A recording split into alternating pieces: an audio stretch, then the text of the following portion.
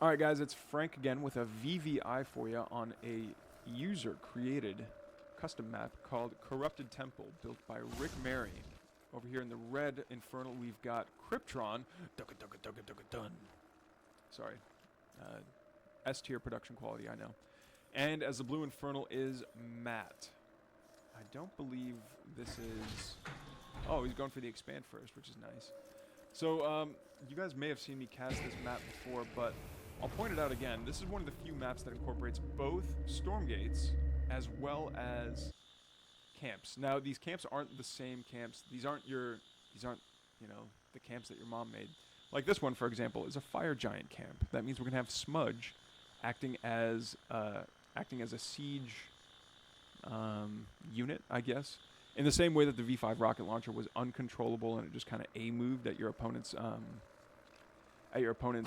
starting location. I believe that's logic, and that's the way that it worked out, but if you guys want to dig into the JSON files and correct me, please feel free. We've also got a couple of vision camps right there and right there. I really like this doodad. I don't know what this is, but the fact that there's like, it actually looks like a portal. Whoa, what was that? The shadow flyers actually pop out and fly at the screen? What? Okay. Alright, this is now my new favorite map. There's another vision camp right there. And the speed camps, instead of giving speed buffs, are Shadow Raider camps. So the way the Shadow Raider buffs work is that I believe it's 3 original gaunts that are made, and they're cloaked. And then they move, I think they just move command towards your opponent's main, or maybe like whatever their nearest base is, and then they start attacking workers. So it's meant to be like a harassment camp that doesn't spawn in, not for a while, I don't think. In fact, I think the spawn timer might start after the first Stormgate starts, but regardless, let's go see what kind of tech we've got going on here. We already have one mech bay out for Matt, and by the look of the Lancer, we've already got the first Lancer out. First Hedgehog is about to pop. We've got more Lancers on the way. Pretty stock standard army composition here from Kryptron. Oh, splitting a Brute early to turn it into Fiends to go somewhere is interesting. Where are you going, Fiends? Oh, there was already a bit of a disagreement, a bit of a tussle between the... A Stormgate will activate. Oh, doesn't quite make it all the way in there. But this one will. This one's going to get a beautiful scout on absolutely everything. Is he going to start pecking away at stuff? He did. And I don't think he's going to be able to see the, he's not going to be able to see the main, right? No, he got no vision of the main, so he has no idea what's up there. Appeared. First Stormgate pops dead center.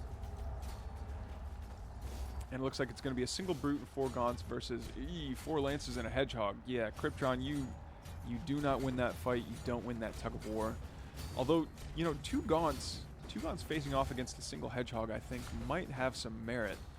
There's a lot to be said for producing 2 units such that, like, overkill suddenly becomes a lot more important. You don't want to be overkilling, like, the smaller, flimsier units.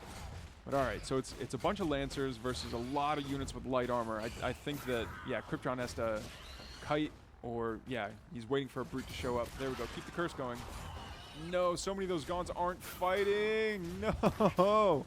But every single unit that dies with a curse on it is going to spawn a Phantom, which I think they do add a little bit of damage, a little bit more DPS, but I think more importantly is that they eat shots. So, especially for the Hedgehog, when it has the saved up rockets, if it fires like 2 or 3 saved up rockets, you know, most of a salvo into one of those Phantoms, that's a lot of DPS that's not going into a Brute, or that's not going into a unit that's, I mean, for lack of a better term, not free. In the same way that Phantoms are kind of sort of free. Not free in the same way that Broodlings are when they spawn out of like SC2.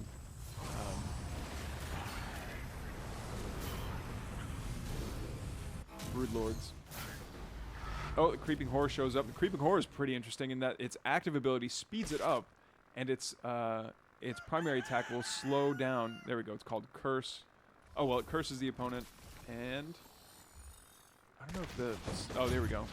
Ensnaring Fluid. No! But it got too close. Flew a little too close to the sun, got a little too close to the Hedgehogs, and did get focused down. It was able to get a couple of those slowing shots off, but there's just simply not enough HP here from Kryptron chase down these hedgehogs and avoid getting kited to death. A lot of SimCity going up for Matt here, so he can pull his hedgehogs back and say, hey, if you really want to fight into that choke, you're more than welcome to. But a Repair-O-Matic is going to say that you can scratch the paint on these hedgehogs all you want, but they will be repaired. A couple of Fiends getting into the worker line here for Matt, but they are going to be cleaned up pretty quickly. All right, so what is Krypton going to do now? They are staying relatively, kind of even in terms of supply. I think Krypton's falling behind just a little bit, just because he doesn't have the a fourth up just yet. And this one's building really slowly. I always try to build a tribute pyre right next to it, just to generate the. There we go. Yeah, just to generate the shroud, so it builds at a normal rate. Remember so something that a lot of you returning might not know is that the way that Shroud interacts with structures now is that Dimensional rift detected. a structure building on Stormgate Shroud will have a soon. normal build time. That's the intended build time that it's going to have. But if it's under construction off Shroud, then it builds, I believe, 50% slower. Another Stormgate popping up here down in the bottom center, right next to the double enriched Luminite, which I haven't seen anyone take yet. In fact, I'm not even sure that I've seen many people scout it. Maybe they just don't know that it's a double rich Luminite. Double rich Luminite would be insane, especially for an Infernal. Just being able to throw down vault after vault and to make brute after brute. But man, that is a lot of brutes. That's going to be taking the anti-heavy damage from the hedgehogs here. We are seeing a couple of Vulcans in production, as well as the adept training for the medtechs. But yeah, more production structures being thrown down. Looks like we're going to be looking for air units with that Twilight Spire, another Conclave, another Vault, another Shrine. Yeah, and now Krypton feels confident enough to say, like, hey, I've got way more Gaunts. They can do anti-light damage, and they're going to be, like, it'll snowball a little bit for me, because every single time one of those hedgehogs dies, it turns into a Phantom. Which then becomes, like I said, either the Phantom needs to eat one shot, or it needs to, yeah, it either needs to, like, eat one shot, or else it'll just continue to do more DPS. The effigy does get taken out, but I think we've got just too much Infernal here. Little stomp on the little snag by the Weaver there. And I think Krypton just owns this this Stormgate. Well, as I say that, though, okay, so he's slowly ticking it up, but that Vulcan is not making the job easy. The Lash cooldown should be resetting here pretty soon, and honestly, taking care of that one Vulcan while you still can would be pretty important. There it is. There's the pull. A lot of DPS going down. Is curse damage going to be able to take it out? No, it does get nano swarmed and saved. Oh, and they do manage to stall it out. So Matt was able to stall out the Stormgate, so the donut goes back into the earth, and no one gets rewards for it. In the words of H. John Benjamin, womp womp. Plenty of not effigies, tribute pyres are all over the place. Krypton has 235 max supply right now that he could build, so I think he's fine for supply for the time being, but it also might be that he just wants the gremlins are just a better form of static D than the Shroud Stone is. Not necessarily for damage, but because the gremlins act as units, they can kind of mess with the enemy AI when it comes to attack prioritization. Now, the Shroud Stone will just, it does so much damage per shot. I forget what the name of the weapon is that the Shroud Stone has. Oh, putting your Gaunts up front is a choice. First Hornets out, and I think, yeah, giving Matt a little heads up and saying, like, hey, you're, oh no, it's a Smudge versus Smudge fight in the top right. Oh no. Is this one, this is level 1 versus level 1? You know what, because they've both got ranged attacks, technically, I think they might end up killing each other. Yeah, there we go. No one wins. Dimensional rift detected. Too bad. A Stormgate. All right, but it looks like Krypton soon. is not going to want to give Matt the opportunity to go take that Stormgate. He's like, you know what? I'm over here at your third. You better turn and fight. But looks like all of his Hellborn are exposed. He's going to try and fight, but there's not much. Like, he's got a lot of expensive units, but I think there isn't much here that's going to be able to tank. We've got no brutes up front. Smart Lash on that Vulcan. Does manage to pull it in. destroys it with the Hellborn, but I think the Hellborn's starting to go down quite quickly. They're not going to be able to keep up with the number of Lancers and Vulcans that are here. Vulcans sticking together to make sure that they're getting optimal use out of that Nano Swarm, but regardless, there's just simply enough Hellborn here to take out those heavily armored Vulcans. But now there's nothing to contest the air. All these Hellborn are going to get like sniped out of the air. Okay, here we go. A couple of Gaunts showing up. The Hornets wisely turn around. They're going to start dealing with whatever presents the greatest threat to them. One of the Hornets manages to promote in time to take out the rest of the Gaunt squad, but now the Dragon's here. And once the Dragon shows up, that really changes quite a bit of the game. The DPS potential for the Dragon is huge.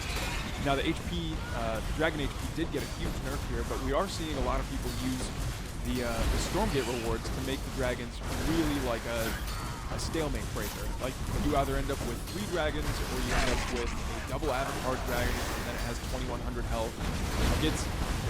The Dragon gets pretty insane with Stormgate buffs, but that means that you would actually have to go get the Stormgate rewards. And it looks like Krypton just wants to win. Yeah, he ripped through the third, and I think the game is just completely out of Matt's hands at this point. He's down about 70-ish supply, and the gap is just increasing here as the game goes on. Are we gonna see a GG anytime soon? Maybe not. Production structure getting taken out. One mech bay goes down. Yeah, 65 supply, and Krypton's supply is just increasing. It's only getting worse as we go here. Oh, a little Rampart bubble shield. Kind of nice. Is that reinforced? There we go. Or that might have been a shield from the... Oh no, and he's continuing to build up sentry posts. He's going to drag this out and like make Krypton pay for it every single second that he wants to stay inside the bases. Does Matt have a hope of getting back into this game? Absolutely not, but you better believe he's going to be putting up a fight. Oh no, all these sentry servos need to get back in there. Okay, are we going to see a double solar habitat buff this flat cannon though? I hope we do. Okay, so the final habitat on low ground goes down. And it looks like Krypton's going to pull back. I think does he want the Incarnate? So this is the boss monster. This is the camp that's at the very center of the map. I can't get enough of these Shadow Flyers that come out of that portal though. That is so cool. So it looks like he is going for the Gargantuan, excuse me. Let's see, it's got 15 armor. It does 75 damage. I don't think it can be controlled. Attack speed of 1 with 75 damage is insane, but that's the anti-air shot. Oh, the ground hit, 120 damage at 1.5 is also insane. Is he just going to let the Gargantuan run forward and kill the main? He might. Dimensional rift detected. A Stormgate will activate soon.